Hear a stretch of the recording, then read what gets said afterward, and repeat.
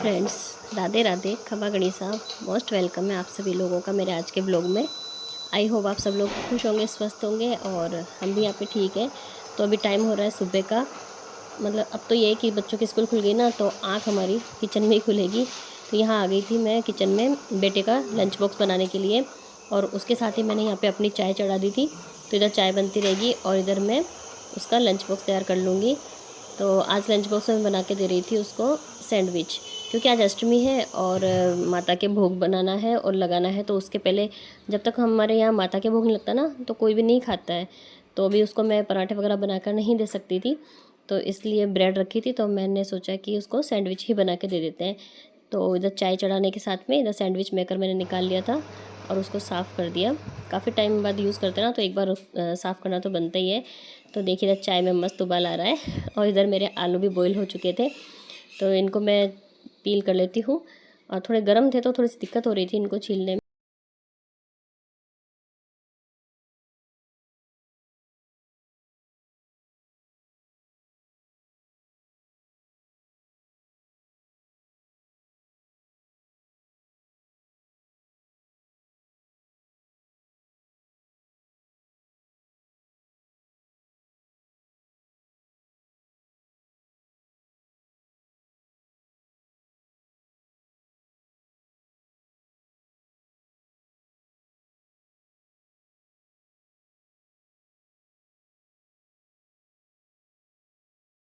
Ready है, जिसको भी पीनी है सुबह की चाय उनका मोस्ट वेलकम है। तो पहले चाय पीते हैं, उसके बाद काम करेंगे। तो यहाँ मैंने चाय पी ली थी, उसके बाद मैं आ गई किचन में।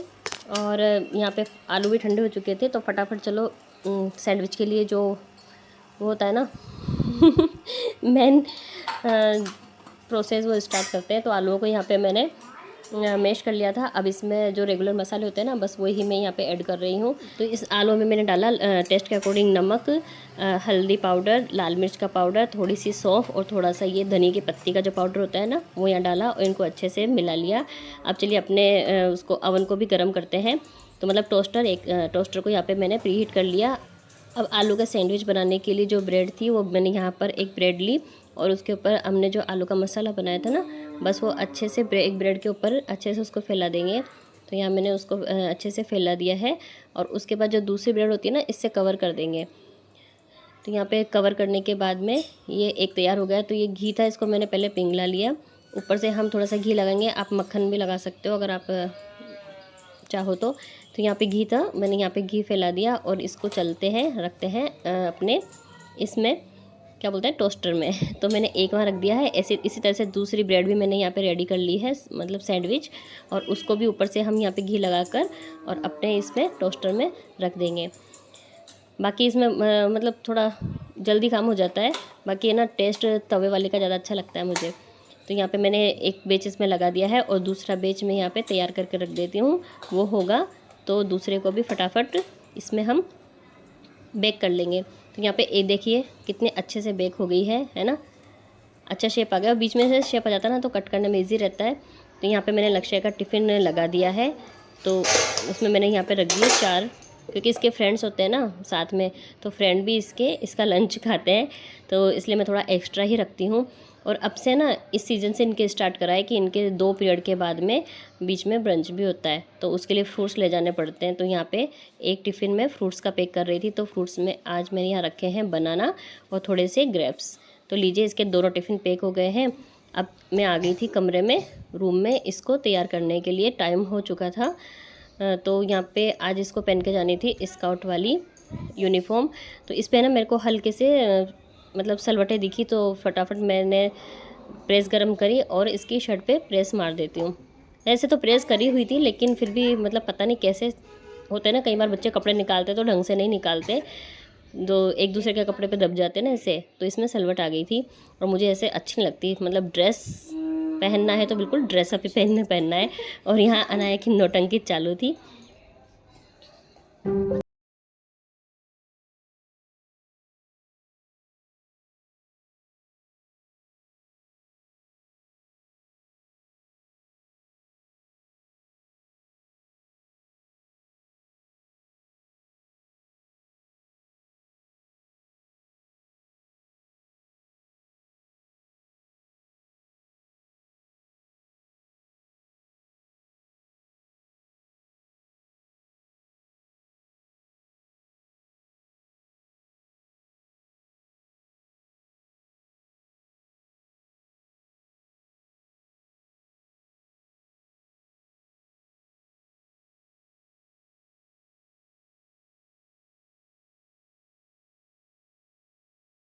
छोड़ के आने के बाद में फिर हमने बनाया यहाँ पे माता रानी के भोग।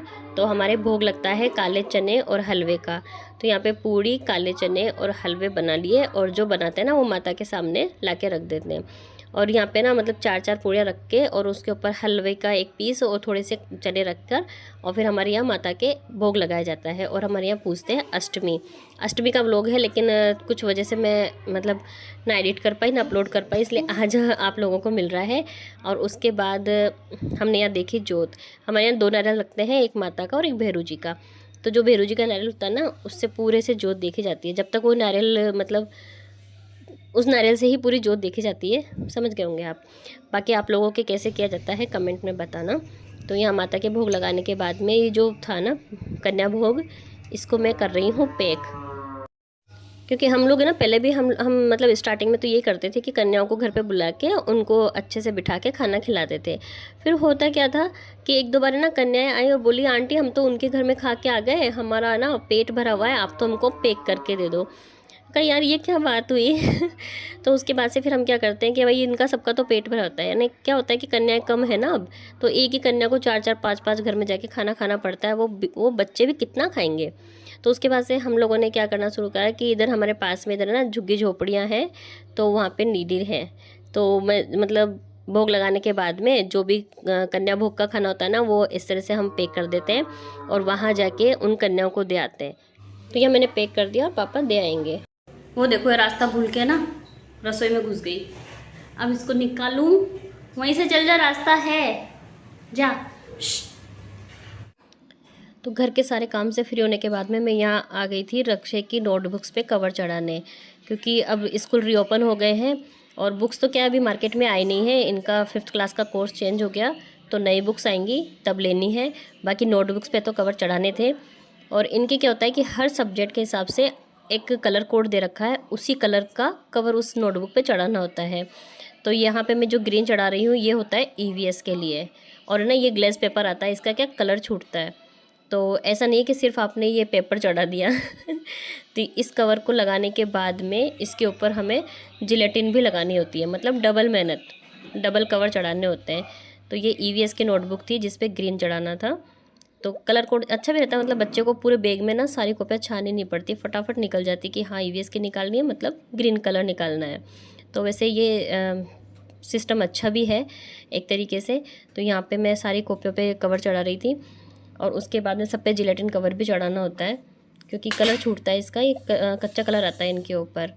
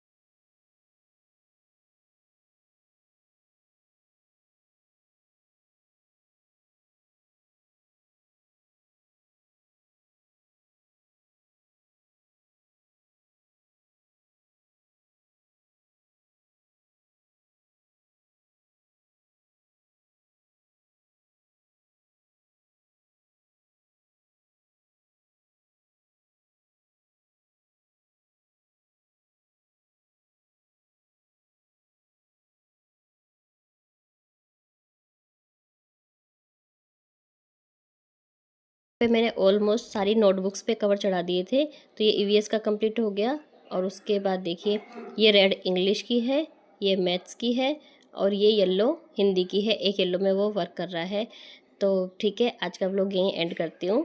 Thanks for watching. मिलते हैं एक नए व्लॉग के साथ, तब तक के लिए बाय बाय। खमा गणिसा, टेक केयर।